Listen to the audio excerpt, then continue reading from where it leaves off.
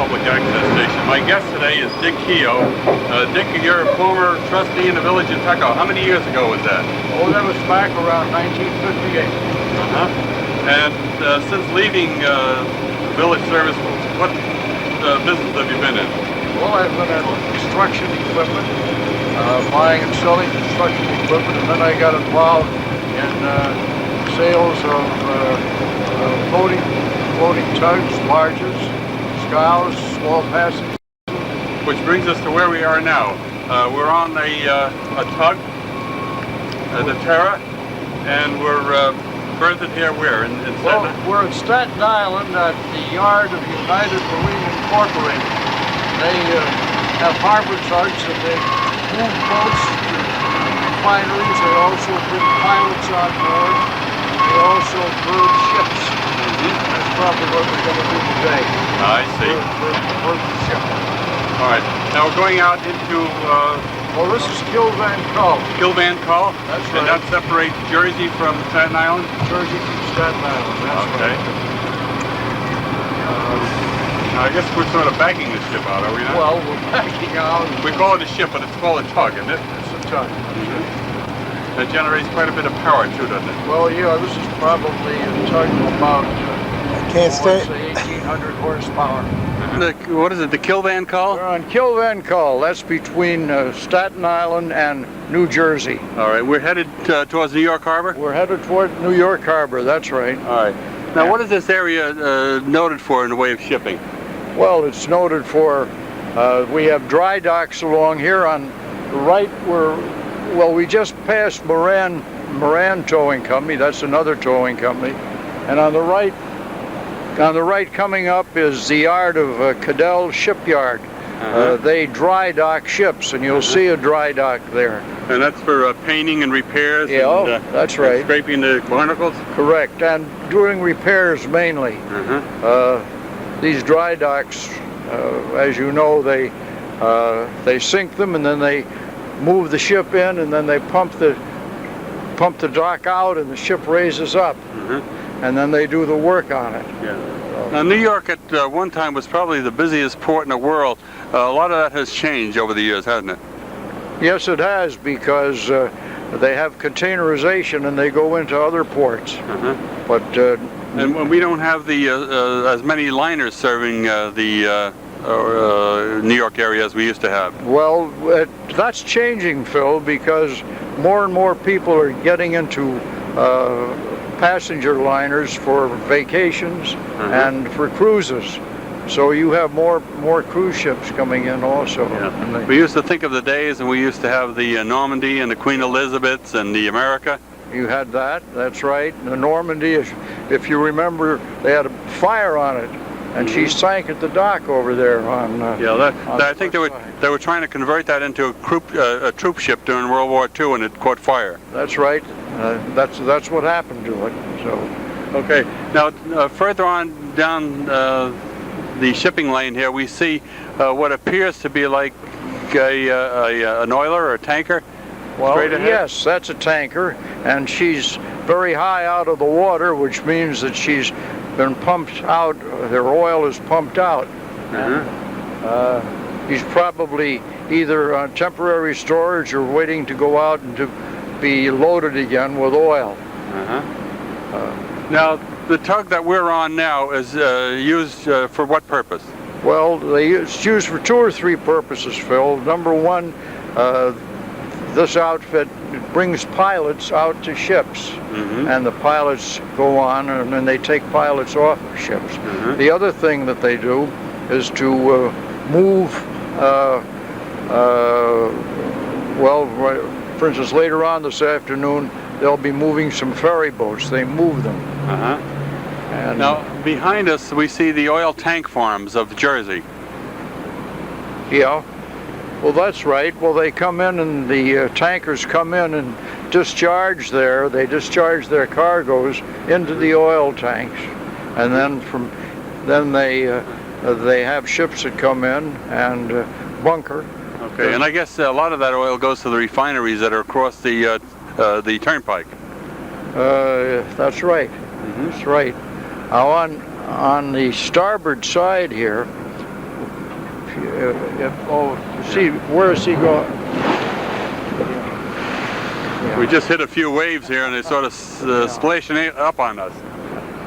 You were saying on the starboard side here? Well, here's this Cadell shipyard, and they have there's one. He's showing now.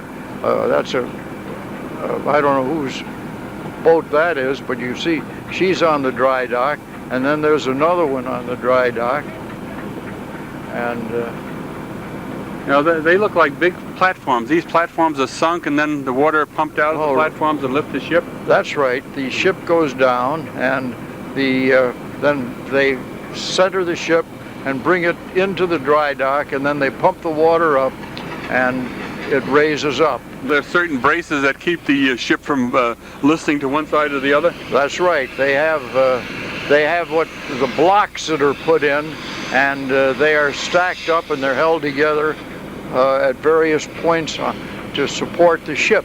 And it's very critical to know how to place them, because if they don't place them in the right place, they could sometimes go through the ship. We're approaching one place where they seem to be doing some work on the propeller. Well, that's right. They change propellers. Propellers hit objects and they get bent, and they have to be taken off and brought to the shop and heated up.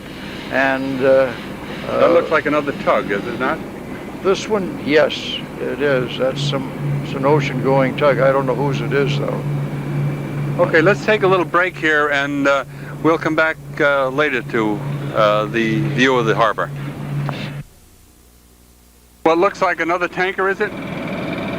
No, this is a cargo ship. You see the booms amidships there, but of course you note she's high above the waterline, so she doesn't have much cargo on her.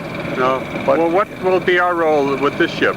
Well, she's got to be docked, and we're going to go down to Port Elizabeth, where this ship will be docked, and the ship will need some assistance to get to the dock. It's not like a car where you can drive it in. So this tug will probably push her bow in or assist in some way. Yeah. Dick, why don't we go above decks and get a better view of the ship?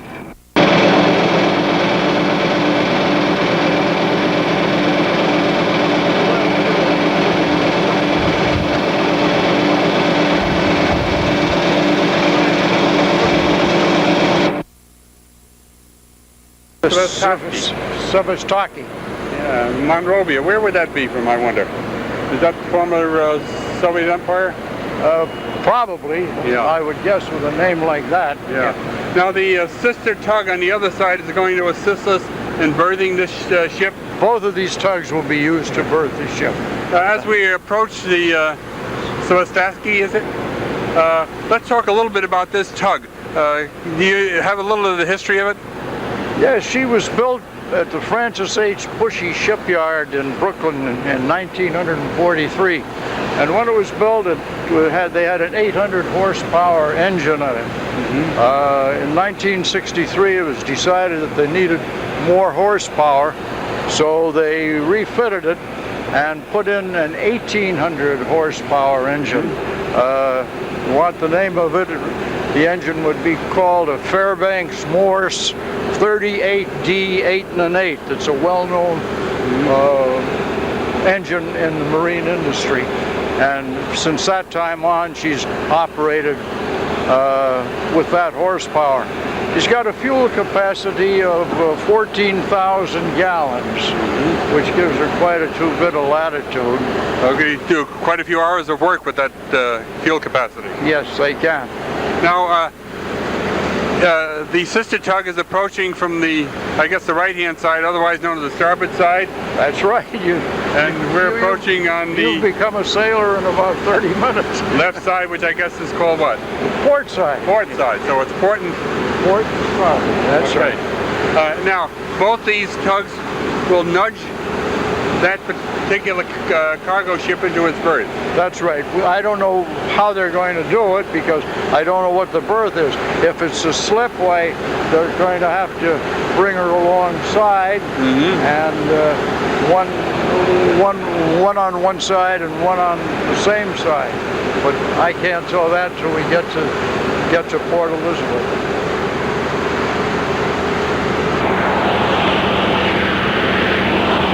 I've got a 1-star and stripes on it.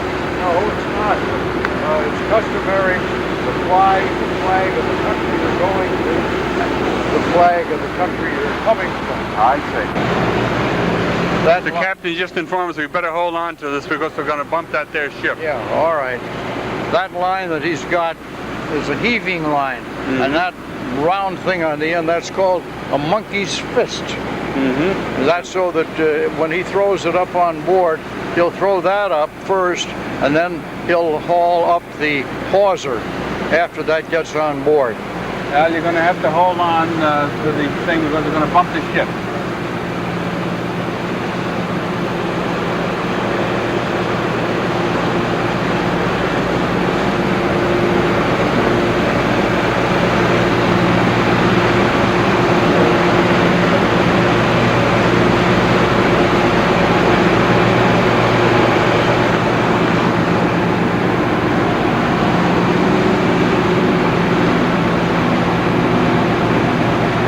That's a long way to throw that line up there. Yeah.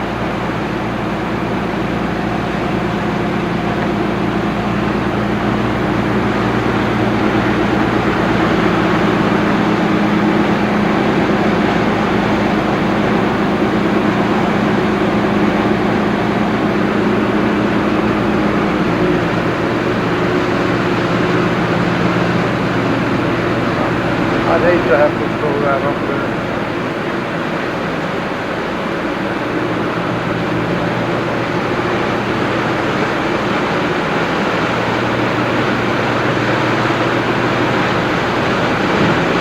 Okay, we just took a bump on the ship.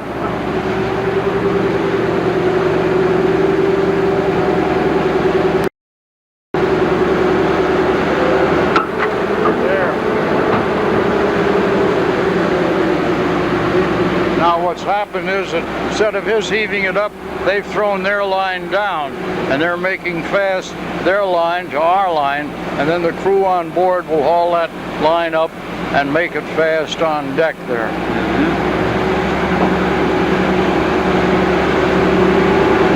That's hawser. Hawser's designated by, that's probably an 8-inch hawser.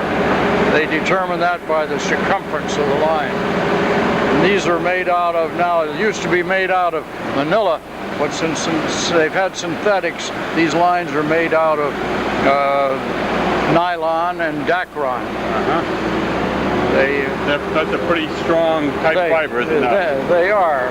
Stronger than manila too, because it has the advantage that it won't rot as manila would do.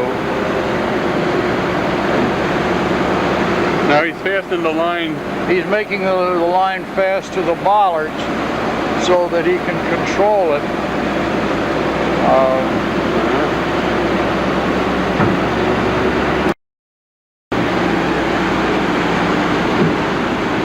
I was glad to see that line came down, because that was a hell of a... Of course, for him to get up there. Yeah, that's right.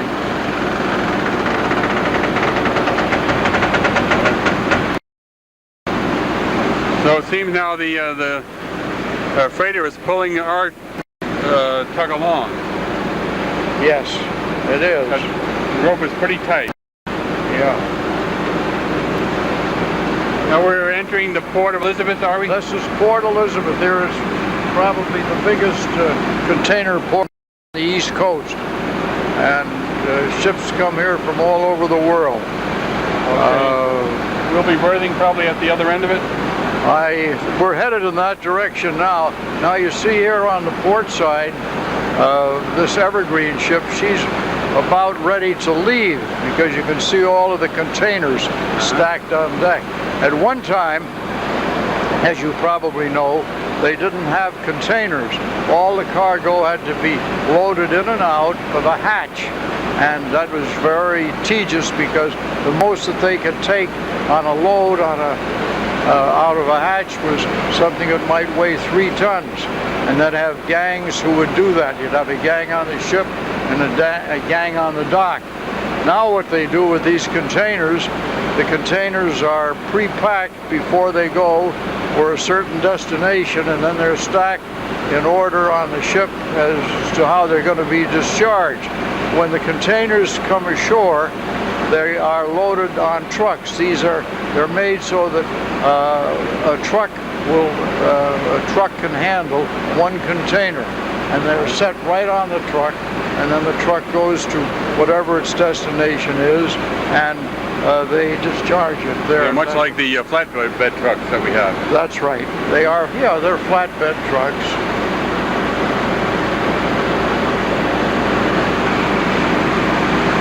Has gone slack, and we seem to be pushing a boat with the tug. That's the idea. Now the tug is doing its job. We're turning it to the starboard side? Yes.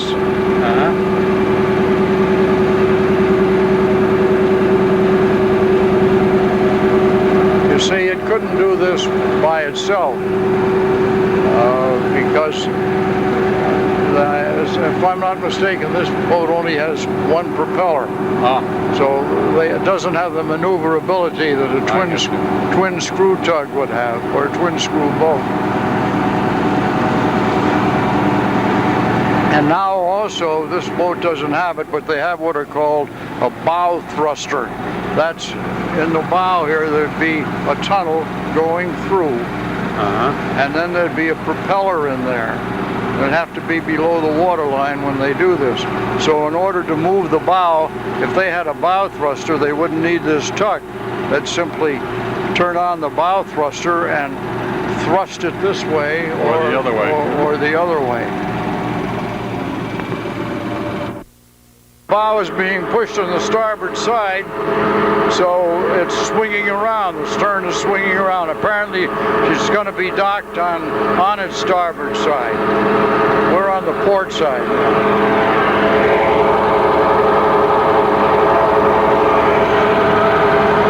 Well, looks like they're going to put it alongside that dock there. Richard, I see the sister tug, the Freight, has joined us and nudging this ship into port. That's right. We've got this tug is on the bow and that one's on the stern, and we're coming up alongside of a dock in Port Elizabeth. Now the starboard side of this is going to be pier side. That's right, you got it. And the reason for that is that with the boat laying this way after she's loaded and is going to go out, she'll be headed out to sea, and she won't have to be turned around in order to get out to sea. So all that maneuvering out in the wide part of the channel here was to turn the ship completely around so it's headed ocean. Exactly, that's right.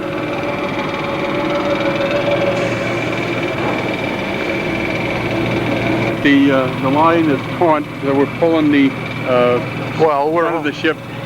Actually, we're lined it up with the pier. We're restraining it to come in because she was going ahead too fast.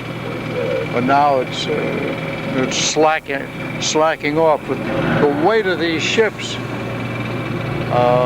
going up against the dock, they just have to come up with hardly any way on at all, or they'll damage the dock. Now we're going in the opposite direction. We're pushing it with the bumpers on the forward part of the ship. That's right. Away from the ship now at the New York skyline. What is that immediate piece of land there? That's Bayonne, the city of Bayonne, New Jersey. It's So it's another strip of land that separates Elizabeth from the New York Harbor. Exactly, that's right. And then you can see in the distance there the crossway from the Holland Tunnel going across to the Jersey Turnpike. Dick, in the channel we see a barge being pushed by another tug that's loaded with containers. It's probably on its way up to Boston. It'll go out and go up through Long Island Sound and go to Boston. I see. Because they discharge these containers here, and now they're bringing them to another port. So these barges will serve other ports along the eastern seaboard? Well, no, they'll go just to Boston and they'll be discharged there. I see. And then trucks will bring them to various destinations, spreading out from Boston. Or side it could be going to either Philadelphia or to Baltimore.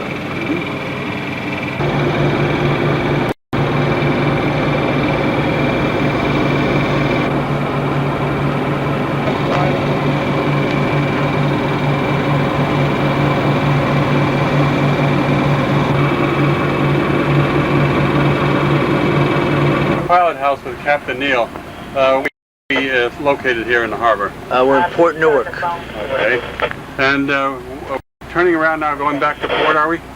Yes, we're going back to the yard in the Kills. Okay. I see dead ahead of us there's a salvage yard. Yes, scrap yard. Is that big business here in this area? Yes, right here. Yeah, that's where they bring the barges. Like those are Buchanan barges, Metro. They bring them from Eastchester, from Newtown Creek, New Haven. Now that's shipped overseas directly as it is? Yes, that's correct. It even comes up from Albany. They'll bring it down from Albany, the scraps and stock. How long have you been plying the waters here? 16 years, over 16 years. You must have started as a very young fella. Started right after my 18th birthday. Oh, that's great. My father's a retired captain, and his father was a captain also. So it's in the family, huh? Yeah, it's in the blood, as they say. I guess you've seen a lot of interesting things here, sights here in the harbor. I have seen some things. I was here for the Statue of Liberty's birthday, I guess, centennial. Yeah, I was right up on the 72nd floor of the World Trade Center watching it. Oh wait, we are on the JP. We worked on the Carrier's anchor barge, the Kennedy, which had the president on it, and we were right out there for op sail with it and everything. That was a beautiful day. It really was. How do these jobs come about now? We just docked this ship. I guess it's from the old Russian Empire. Yes, I believe so. Yes. Yeah. Now, are they contracted per ship or per hour? How do you work? I guess they're contracted per ship. I'm not really sure about that end, the business end of it, to be honest. And this is something you do almost on a daily basis? Yes. What other types of work do these tugs do around the harbor? Well, there's ship docking and movement of oil by oil barges and various products. Anything from stone and sand, oil. The sanitation, New York City's garbage is moved by tug and barge. They're not allowed to dump in the ocean, though. No, I haven't done that for years and years and years. Yeah. It's the largest landfill in the world. Is on Staten Island. Yeah, well, that's coming to an end. Correct. That's correct. Are you confined mostly to the port, or do you go along the seacoast? I don't believe this boat. I believe she has run the coast. She's in the boat. But yes, I've run the coast over the time. My regular boat, we run Long Island Sound mainly, running out right on Long Island Sound. Has the container business revived the port activity, or are we still losing it to a lot of the other ports along the East Coast and the Gulf Coast? I would say since I've been in the business, there's less ships come in now than when I first started on the boats in '79. Are you mostly involved with the freighters and the oilers, or do you also get some of the cruise liners? I don't believe this company gets any of the cruise liners. That's another outfit I believe gets them. The activity still isn't here then, huh? Or isn't as much as it used to be? Yeah, it doesn't seem like, when I first started, there's not as many tugs around, it doesn't seem as it was. And also the tugs are getting bigger, the barges are getting bigger. And now the ships have bow thrusters where that can cut out a tug completely. Another wheel will have right in the bow to move the ship sideways. And That's still a touchy thing though with a big ship. Yes, it is. You have to be very careful. You have to be very careful. Do we get many collisions here in the harbor? No, I don't believe so. Not many. I would say it's very rare, actually, a major collision.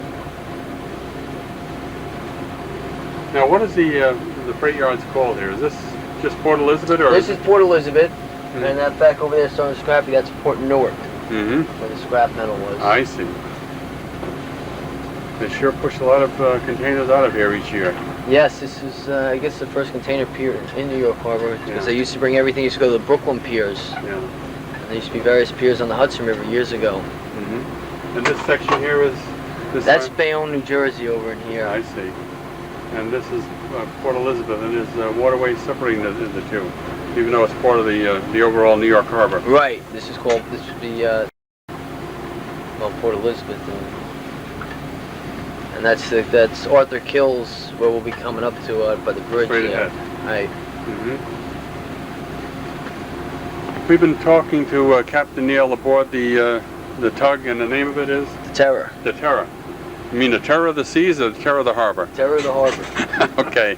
And you've been plying it for a good 16, 18 years? Just over 16 years. Oh, that's great. Well, it's been nice talking to you. We appreciate your having us aboard and showing us a bit of the New York Harbor and the important work that you do, moving this cargo worldwide. It's one of the things that's so necessary. Thank you. Thank you very much. Thank you.